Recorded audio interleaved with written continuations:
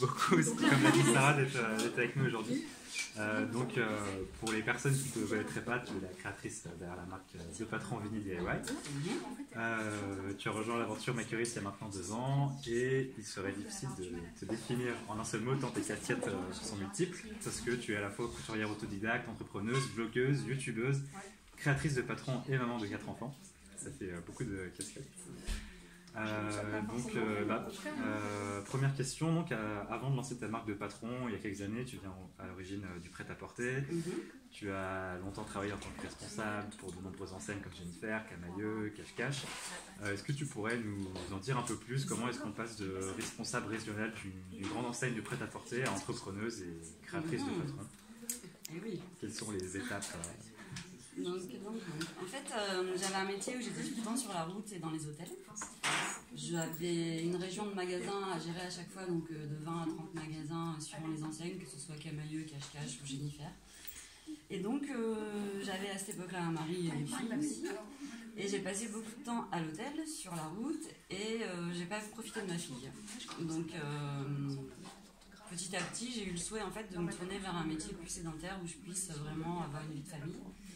Et c'est ce que j'ai fait. Donc j'ai choisi un poste de responsable régional avec un environnement plus petit en termes de région.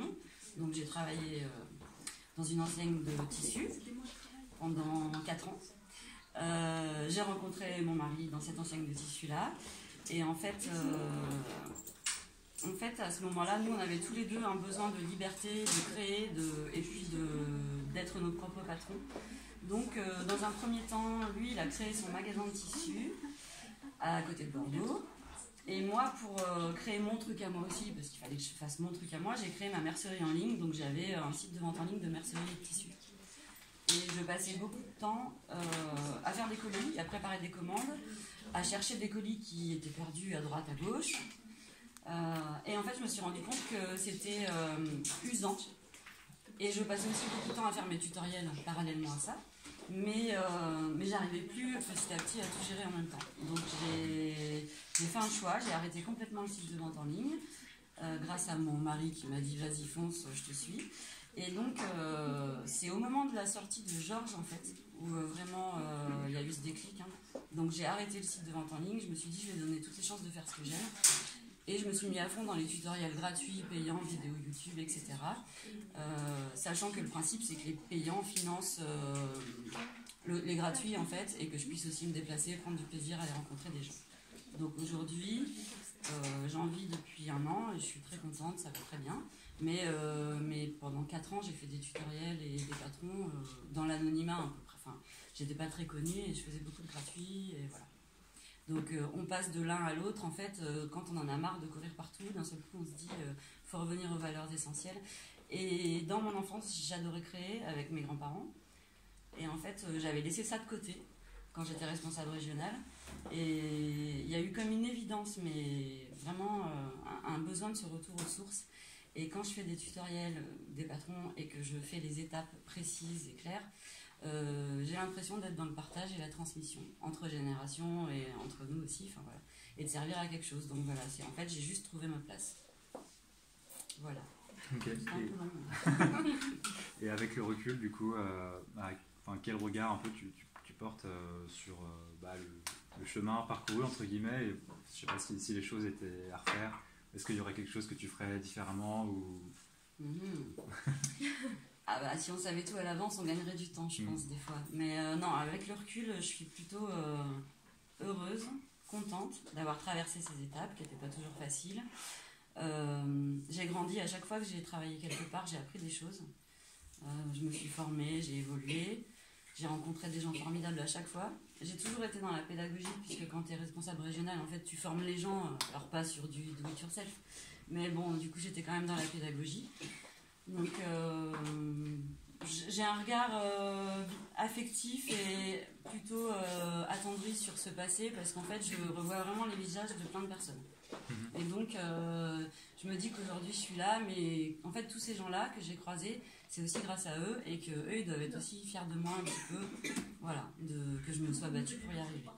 Et si c'était à refaire, non, je referais tout pareil, je pense, parce que Parce qu'avec des scies, on fait tout, mais Ouais. enfin, voilà. Je veux dire, aujourd'hui, je suis contente, je suis heureuse, j'y suis arrivée, et puis et je pense à l'avenir aussi. Donc voilà. Et du coup, par rapport à tes patrons, bon, il y a beaucoup de gens qui te connaissent à travers ton patron phare, le patron du sac Georges. Bon, c'est un best-seller absolu, on peut le dire. Les retours sont toujours ultra positifs, en tout cas de nous ce qu'on voit chez Makerist. Et voilà, est-ce qu'il y a une recette secrète du patron Alors, en fait, Georges, c'est un sac, mais Georges, c'est avant tout un tutoriel qui est très très détaillé et vraiment accessible aux débutantes. C'est-à-dire qu'en fait, quand j'ai fait Georges, je l'ai fait vraiment en pensant à mon grand-père et à mon enfance et à comment lui il m'apprenait les choses. Et j'ai voulu, encore plus que pour les autres tutos, me dire attends, là tu leur as fait du gratuit, elles ont réussi à faire des trucs, mais là ça va être un des premiers patrons payants.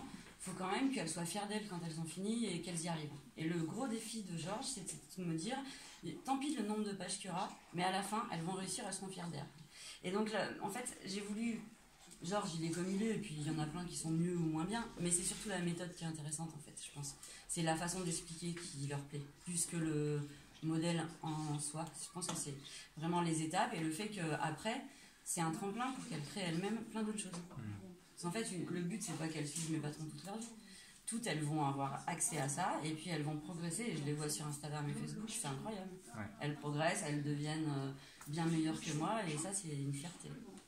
Et du coup, justement, tu as fait le pari de créer des patrons pour les débutants, qui soient accessibles et aussi à petit prix. Oui. Et je pense que c'est la recette de ton succès, même si parfois certains te reprochent justement le fait de proposer des patrons qui sont peu chers. Et comment toi tu vois un peu Oui, alors on m'a souvent dit que je dévalorisais le travail, de la profession et que je cassais le prix du marché. Voilà, donc peu importe, je dirais qu'en fait, moi, dans ma façon d'être, en fait, je préfère être accessible à tous, avoir le juste prix et que plus de personnes puissent accéder, par exemple à Georges. Alors oui, c'est 40 pages, donc c'est beaucoup de boulot, donc effectivement je ne l'ai pas mis en gratuit parce que il faut aller aussi que je vive. Mais il est hors de question que je le mette à 7 ou 15 euros parce que c'est pas dans ma façon de penser. Et parce qu'en plus, je suis vraiment à fond pour que le partage et la transmission du savoir, elle soit gratuite. Après, je fais beaucoup de gratuits, donc c'est pour ça aussi. Mais c'est vrai que dans ma politique à moi, avec moi-même, on va dire, en tout cas, je ferai toujours des prix bas parce que j'estime que faut que je sois accessible à tous. Et on fera souvent des promotions ensemble aussi parce que je pense que pendant les promos à 2 euros, il y a plein de gens qui craquent à ce moment-là, qui du coup se donnent la chance d'essayer de faire quelque chose qu'ils ne pourraient pas faire en temps normal. J'ai pas envie de mettre de barrière entre la création et le prix. Enfin, voilà, je veux dire, il faut que tout le monde puisse accéder au patron. Voilà. Et toi, donc, en tant qu'autodidacte, comment tu vois un peu le fait de se placer au milieu des nombreuses marques et créateurs de patrons qui parfois se revendiquent plus professionnels entre guillemets. Ah mais je les admire aussi parce que c'est des pros qui ont fait des hautes études et attention, je suis incapable de grader un vêtement aussi, faut bien être clair, c'est un vrai métier et ça c'est pas du tout ce métier que je fais là, moi je fais de l'accessoire. Donc j'admire complètement les gens qui ont fait des études et qui ont des vraies techniques. Simplement, j'ai pas fait d'études, j'aurais bien aimé, et j'ai trouvé des solutions toute seule à des problèmes qui me sont arrivés en voulant coudre des choses. Et je me suis dit, il faut simplement que tu expliques aux gens, avec tes mots à toi et pas des mots de couturière, comment tu fais toi. Alors des fois, c'est pas les bonnes méthodes et c'était pas des méthodes de couturière que j'utilise. Parce que oui, des fois je me trompe, oui, des fois j'ai des réflexions de couturière qui me disent ah mais c'est pas comme ça qu'on fait, ou c'est pas comme ça que ça s'appelle. Alors oui, ok, et très bien et tant mieux pour elle. Sauf que moi j'ai envie que tout le monde me comprenne en fait. Donc même si je dis pas le bon mot, tant que l'image, la photo elle est claire et que le discours est clair, c'est l'essentiel. Et par contre, j'admire toutes celles qui le font et qui font avec facilité, surtout celles qui font des vêtements, je trouve ça, je suis incapable de le faire, de grader, tout ça, c'est leur vrai métier, quoi. Voilà. Donc là, je les admire et je les respecte beaucoup.